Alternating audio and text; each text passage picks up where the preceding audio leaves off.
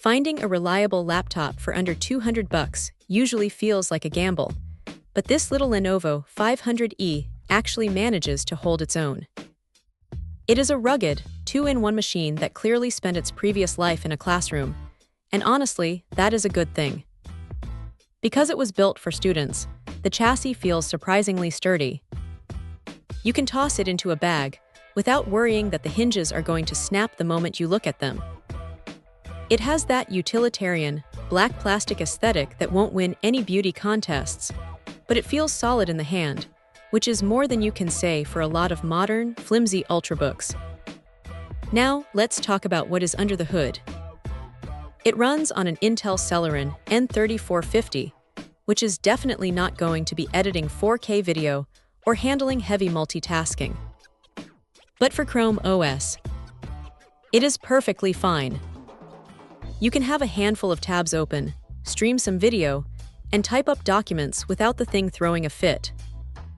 The 4 GB of RAM is the bare minimum these days, so you will notice a slight stutter if you get too ambitious with your browser tabs, but for basic schoolwork or just browsing the web on the couch, it keeps up. The 32 GB of storage is quite tight though. You are going to be living in the cloud, so if you are the type who likes to download massive files or keep a huge offline library, you might find yourself hitting a wall pretty quickly. The screen is an 11.6-inch touch display, and while the resolution is just standard HD, the IPS panel makes a world of difference. Colors look decent, and the viewing angles are much better than the washed-out screens you usually find on budget devices. Plus, having that 360-degree hinge means you can flip it into tablet mode. It is a bit chunky to hold as a tablet for long periods, but it is great for watching shows or reading. One neat touch is the stylus support. It is not something you see every day at this price point, and it makes navigating the touch interface feel a lot more precise. The battery life is another highlight.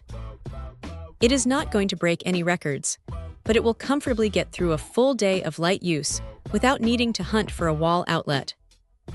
The keyboard has a nice, tactile click to it, which is a relief because typing on cheap laptops can often feel like tapping on a wet sponge. If there is a downside, it is definitely the weight and the slightly dated look. It is not the sleekest device on the market, and the bezels around the screen are thick enough to frame a picture.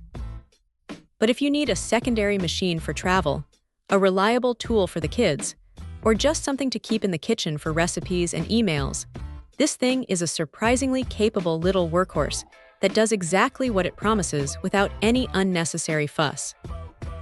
Check out the video description for updated price. And thank you for watching this video.